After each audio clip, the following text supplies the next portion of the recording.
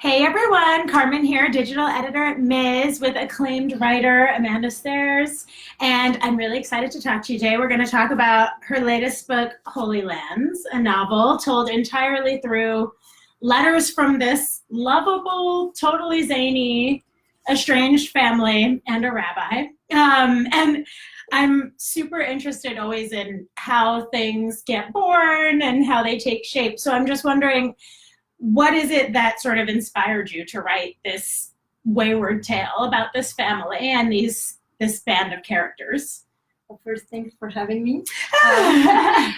So it's all started because I read in a French newspaper, obviously you can hear with my accent, that how did they raise pigs in Israel on wooden floors so they won't touch the holy ground, and how it was such a big deal in Israel to raise pigs, obviously. But for the first time, we had Muslims and Jews agreeing against something, but still they were agreeing. And I thought it was so ironical and so funny. It like everything that is absurd in this country was impersonated in this unique, like complete, I would say, situation of raising pigs in Israel. So it all started with this idea, and then it became something completely different. Yeah, and I mean, what did your sort of, you've done work that, focuses on different areas around the world. What kind of research went into sort of laying the ground to tell the story, I guess, authentically and handling it with care? Well, there were two steps because it became a movie also. So I really physically went there to scout locations, and I could see how it was actually to have a pig farm in Israel. And I literally had like a fixer to meet me and bring me to this farm. He was in a secret place, and it all looked so like forbidden, and I felt like I was going to see like a secret gold mine or like a military place. But it's just that, of course, like both religions are so crazy about this pig thing. And yes, we had to do a lot of research with my team, and so obviously I did it also as a writer. And there were tons of theories about the pig farming in Israel, which are in the book. I don't want to spoil it, but one of them was, why don't we use pig blood to put them in the buses? So if a terrorist explodes, the pig blood will, like the pig blood in a bag will explode with them, and it will impeach him to go to heaven, because like you cannot get in touch with pig blood. So this was like one of the situations where they say you should raise pig for the good of all of us, and we'll have like those big bags of pig blood in the middle of buses to prevent terrorist attack, which was completely insane. And it's like insanity brings to another insanity, and like in the book there's everything about what can be magical about religion, what you can find in faith, and how it can bring you to become a better person and help you through the hard time, but also how terrible it can be, and how if you don't take it in a comical way, how it could ruin lives. Yeah, I mean, I was really struck too by, a lot of the conversations between specific characters in their letters are about sort of challenging these rigid ideas of, communities of faith and belonging and compassion, and the importance, I think, of, or at least I felt like there were a lot of characters who recognized the importance of challenging these ideologies that felt so comfortable to them, and sort of that human need to push back and say, this conversation or this situation is hard for me, and I don't know how to reconcile that. But then at the same time, you saw that this sort of pig farming father also was sort of estranged from his family because he didn't want to, bend out of his rigid idea of what they were going to become to make room for who they were.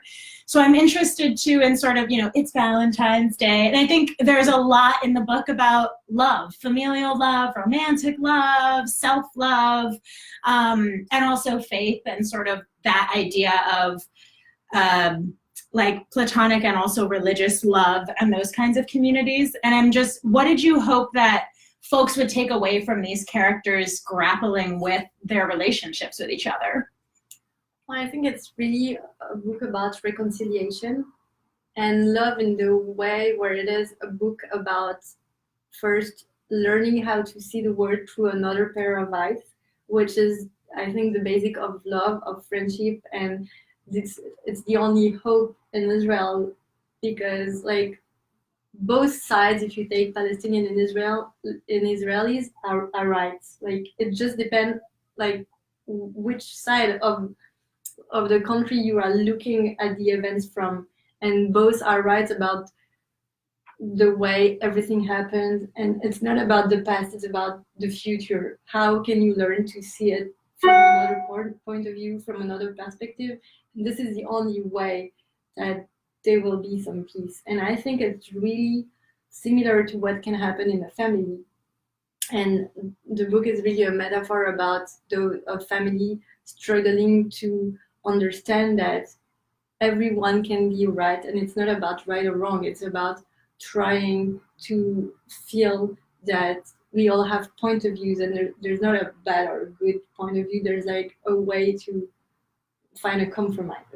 And I think love relationship is about trying to understand the other person, trying to like step in his shoes for a while. I think it's the hardest thing to do, and at the same time it's a lot about what faith is, like forgiveness, try to believe that we all are children of God, not wanting to be mystical at all, but just trying to understand that we are not different than another person. We are just experiencing different things that lead us to another way of seeing life. And I think it's really a book about love, about and about really reconciliation. This would be like the real word for me, is how you can say I love you before it's too late. It's also a book about another generation. Like my father, my parents' generation was a generation where you didn't say I love you to your children.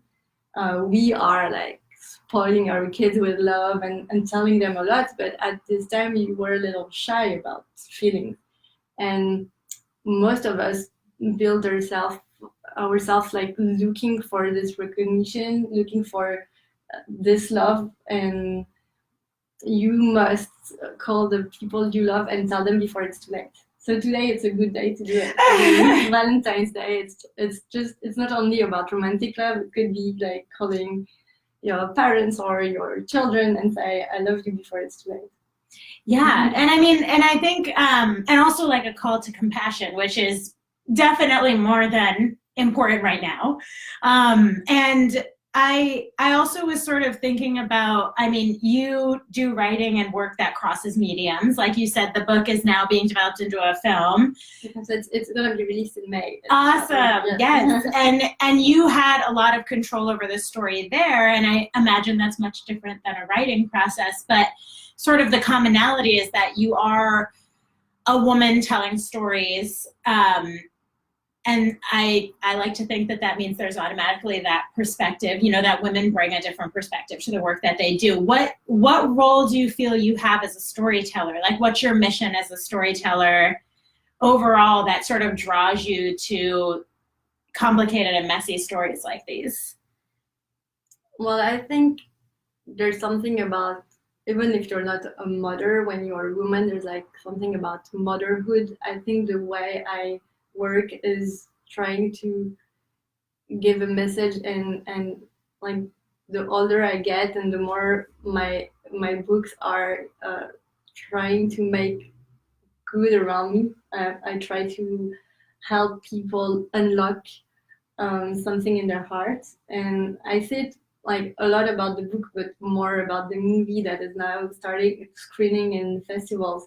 People get out and tell me like thank you, because I just understood now that I cannot feel. In the book, one of the kid is an homosexual, and his dad is not talking to him anymore, not because he's basically homophobic, but more because he is not the image of what he was planning on him to become. Yeah. And I think as children and as parents, we are all prisoners of the idea of what we were supposed to become. And it's a hard balance to find in order to be happy. Is like you have to disobey your parents, and at the same time, you have also to understand that they want something that's good for you. Like, how do you find yourself? How do you find the right place? I think those are really like women issues. We really care about trying to find people the right place, try to put them at the right place. And also because what's kind of complicated for an homosexual, for example, trying to find his place, we as women struggle about it since the beginning of our lives, because we are supposed to be raising children, be in the kitchen. There's so many like absurd spots that we are supposed to check, and like learning how to become someone, another woman, just become someone, is disobey to a lot of those boxes we're supposed to check. So I think we are closer to homosexual because we understand the struggle. Yeah, like the idea that everyone in this book is sort of grappling with, you know, whether it's grappling with like the gendered notions of romance with two of the characters, or this idea of grappling with LGBT issues, or grappling with, you know, in the case of another one of the female characters, sort of grappling with independence and self-love. And what do you feel do you feel like feminism shapes the way that you write these characters? Do you feel like a feminist sensibility sort of draws you to trying to make those connections for folks? To be honest, I always write as a human being. I don't think at myself like a woman writing. And most of the time, some people are bringing me back to the fact that I am a woman writing behind. I just feel that I am someone who experienced a lot of different things. I feel like I'm a French woman writing in English for the first time. I feel that I have a lot of different aspects of my personality that sometimes shapes me more than being a woman. And like my absolute wish at the end would be for us to consider books without thinking it's a woman or a man. But obviously at the end of the day, I experience it a lot in my day-to-day interviews, or so when it's with you, I know it's like with a nice surrounding, but sometimes when it's like, so what it is for, so you're a woman and you write books, and I'm like, yeah, obviously, like, you know, it was happening, like, I'm not the first one. In France, for example, like the literary prizes are super misogynist. There's like a very little numbers of women in the jury or getting prizes. It's still like a very old word. Like with a way of looking at literature, like there's literature and then there's women literature, as we were not belonging to the same word. Yeah, and you mentioned that this is your first novel in English, yes. And you're getting the total U.S. treatment of it now becoming a film. Yeah. And what made you sort of think that this was the story to sort of embark on that new kind of adventure with? Well, I didn't. I translated it just to find a publisher, but I thought like they were going to find someone to adapt it, and like surprisingly they kept my version and saying, no, it's super good like this, let's keep it like this. So I was very proud. I worked hard on this one, but I think it's a very it's like a New York story, you know, this kind of very fun, it's like Jewish New York humor, and maybe that's why it really resonates in the US. And also because it's such a puzzled family, it's a dysfunctional family, but they're all around the world. So I think obviously English is this kind of universal language that will make it super accessible for everyone. Yeah. Were there any concepts or ideas that you found were actually hard to sort of translate in the text? Not really, but there's less words in English than in French. So like I struggled sometimes because like on nuances, yeah, we have much more words. Like we are a bit like over experiencing the like the idea of nuances in love. So in France, like you have like tons of little details. In the United States, or you love or you don't, but there's not like only French have like all those different aspects of love. Yeah, totally. I often have moments where I'm just like, I bet there's a German word for this. I bet there's a German word for this, because I always find out that there's very specific German words for like a very specific feeling that I've had this one time, and I'm always like, we don't have those. Well, Japanese have also words that don't exist like anywhere, and they have those words about like being, I know there's one word that I don't remember, but it's like just the happiness you feel when you look at nature. It's really amazing to have a word, because it's really a different, it's different emotion just watching at like a tree with like, like we need a word for that. Word for that. Yeah, we need a word for that. But do you know that in Japan you don't say I love you, but you say love is in the air, like love is all around. So there's not a specific word for I love you, but you say like, I mean, love is here and we are grabbing it,